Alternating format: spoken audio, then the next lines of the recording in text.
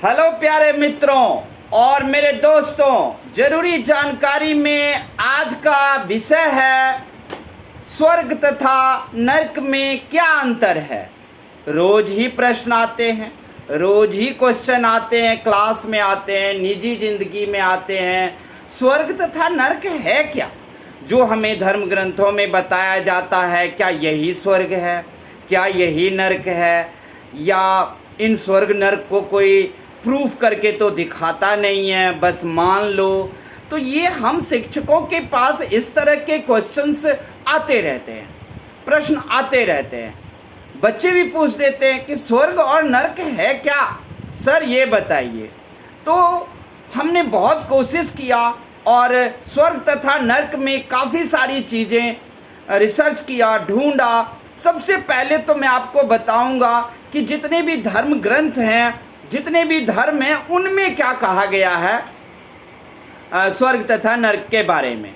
उसके बाद हम बताएंगे हम अपने मन और हृदय की बात कि स्वर्ग नरक क्या है। जो मैं बताऊंगा उसको भी आप अपनी आत्मा और अपने अंदर उसको ढूंढिएगा कि वो सच है या नहीं है। कुछ साइंस भी कहता है कि भाई इस पृथ्वी के बाहर ना अंदर कोई आ जा नहीं सकता है। फिर स्वर्ग और नरक कहाँ है? कुछ भी हो, धर्म पर सब चलते हैं। पहले हम धर्म ग्रंथ की बातों को मानेंगे और धर्म ग्रंथ की बातों को आपको बताते हैं।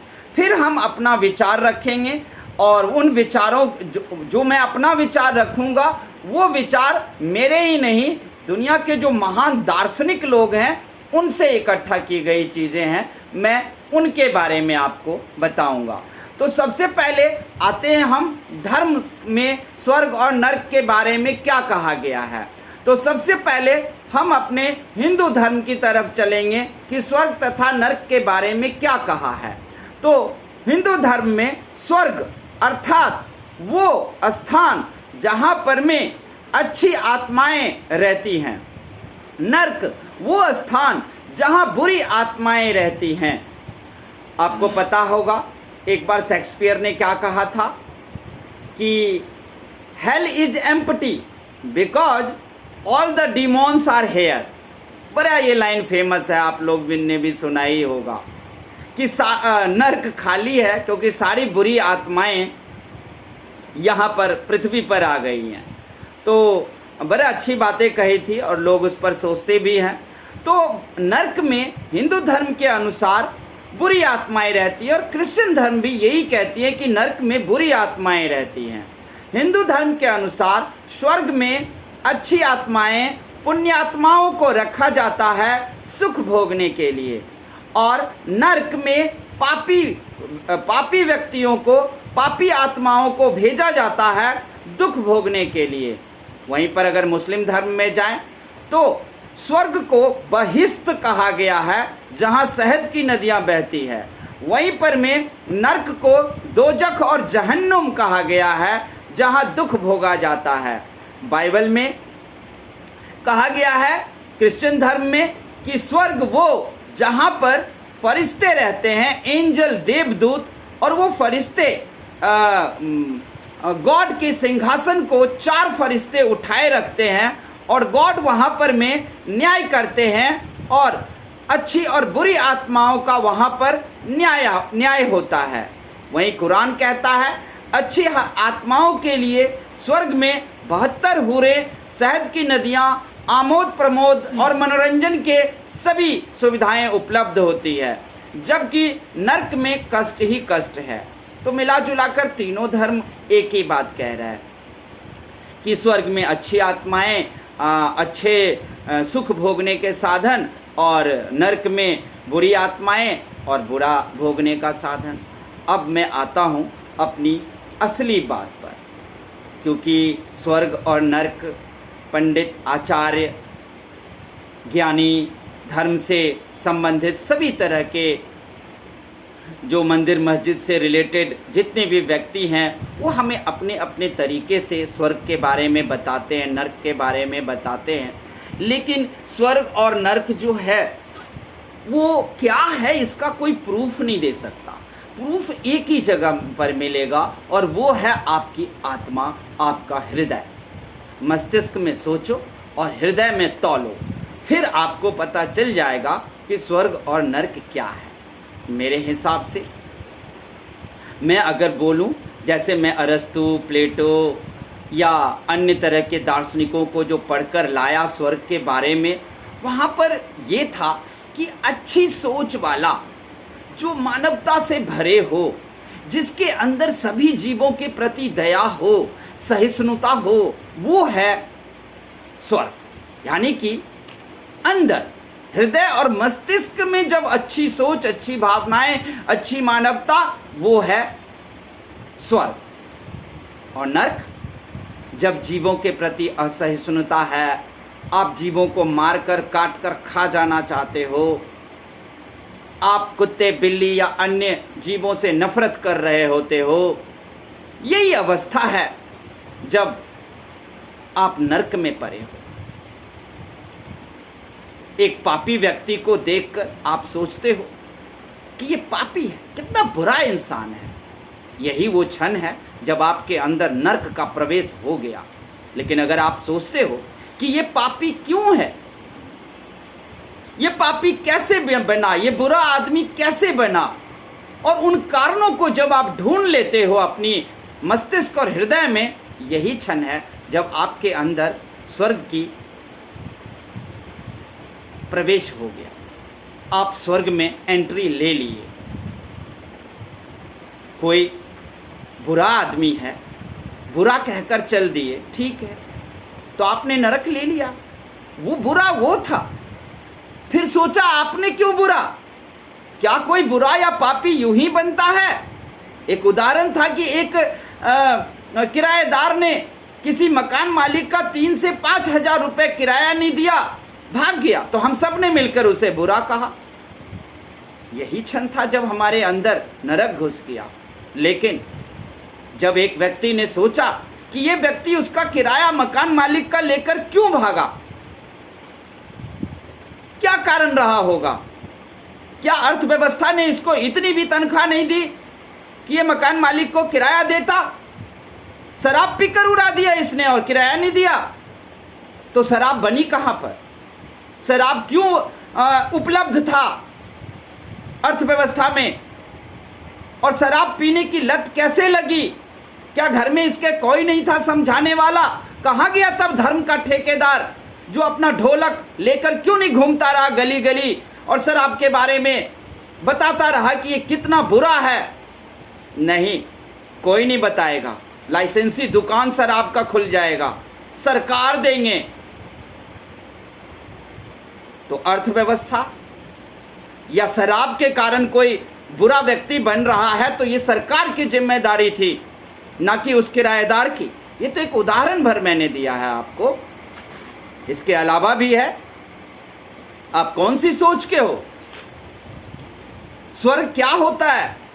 अगर आप पढ़ाई लिखाई करते हो, मानवता की सेवा करना चाहते हो, यही क्षण है जो आप पृथ्वी पर ही स्वर्ग को भोग रहे हो। इस पृथ्वी से बाहर कोई स्वर्ग और नरक नहीं है, क्योंकि गुरुत्वाकर्षण, ग्रेविटी किसी को बाहर नहीं जाने देती, ना ही किसी को अंदर आने देती है।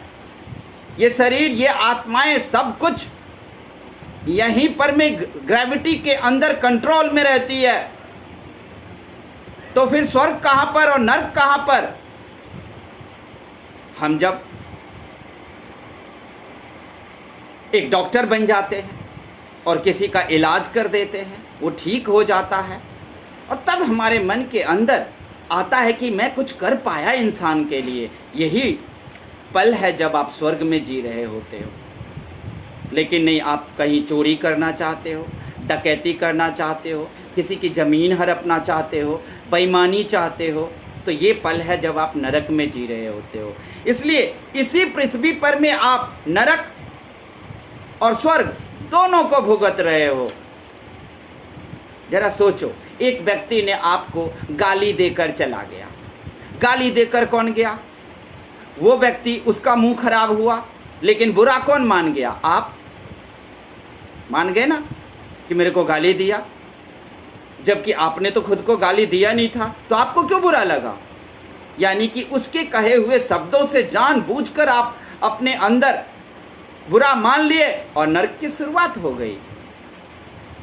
नरक की शुरुआत होती है जब आप खाट पे पड़े हों, विभिन्न बीमारियों से ग्रसित हों, तो ये नरक है।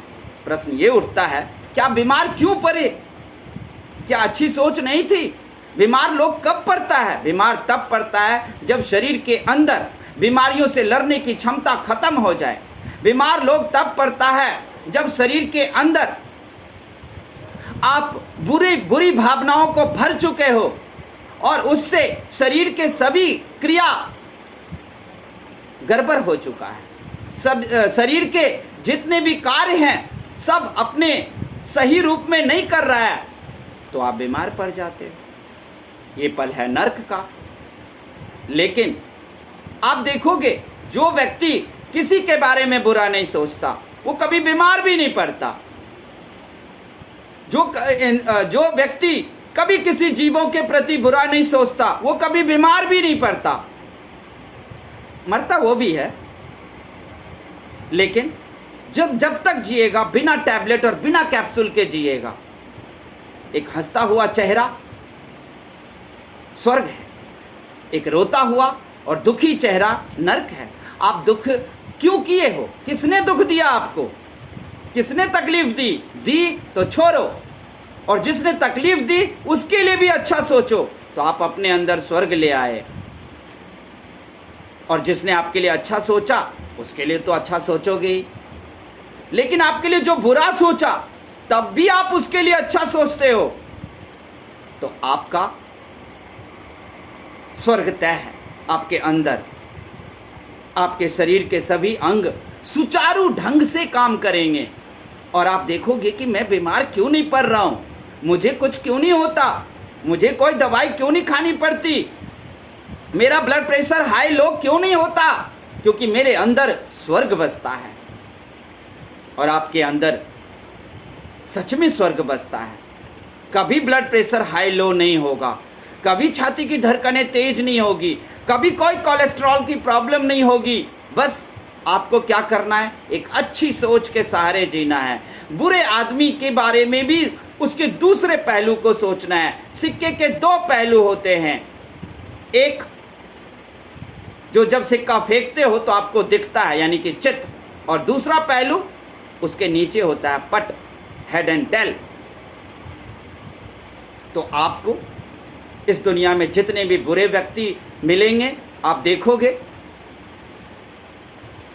कि वो बुरे बनने के उसके कुछ कारण थे, उस कारण को ढूंढना स्वर्ग है। याद है ना, महात्मा गांधी ने एक बड़ी अच्छी लाइन कही थी कि पाप से घृणा करो, पापी से नहीं। जब आप पाप से घृणा करते हो ये पल है जब आप नरक में जी रहे होते हो, और जब आप एक पापी से प्यार करने लगते हो तो ये पल है जब आप स्वर्ग में जी रहे होते हो।